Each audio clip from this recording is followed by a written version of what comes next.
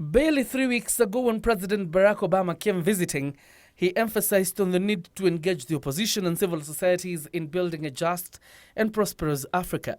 All of our interactions and engagements with the government, when we see an organization, for example, that we have determined is in fact legitimate and is peaceful, that it is in some ways being suppressed, we will speak up.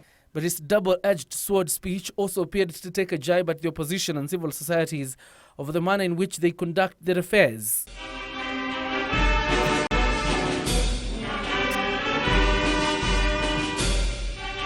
Two weeks later, President Uhuru Kenyatta visited Uganda and, emboldened by the Obama sentiments, had this to say to the Ugandan lawmakers. It should be patriotic and loyal to the stability and effectiveness of government, even as it opposes policies and offers different remedies. Without a doubt, the civil societies and the opposition are like Siamese twins in any democracy and have been the center of focus in the past 1 month. Back to the Obama visit, there was one more sticky issue: the presence of Muhuri and Haki Africa in the meeting with Obama.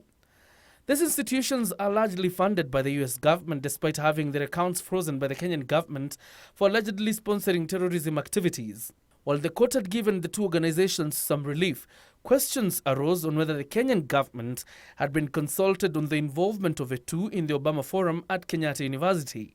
Days later, the Non-Governmental Organizations Coordination Board announced that it was not consulted and that the status of the two organizations remained the same: suspect activities that the government would keep monitoring. But on the other hand, questions of whether the government was merely seeking to crack down on organizations it does not consider friendly based on their criticism have been raised.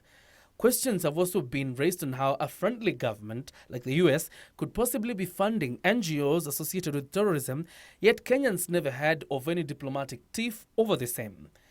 The Public Benefits Organization 2013 has caused jitters among civil society organizations, with the government being accused of being vindictive and seeking to regulate the funds they get. The government has proposed several amendments to the act. With the PBO task force having ended its countrywide consultations, the deliberations and findings are much awaited, as this could be another avenue for confrontations between NGOs and the government. But the pertinent questions: what is the place of civil society organizations in attaining a just, democratic Kenya? Is the government cracking down on civil society groups for unjustified reasons? Do civil society organizations in Kenya react to issues the opposition has highlighted, reducing their agenda to depend on the opposition menu? That is the discussion tonight.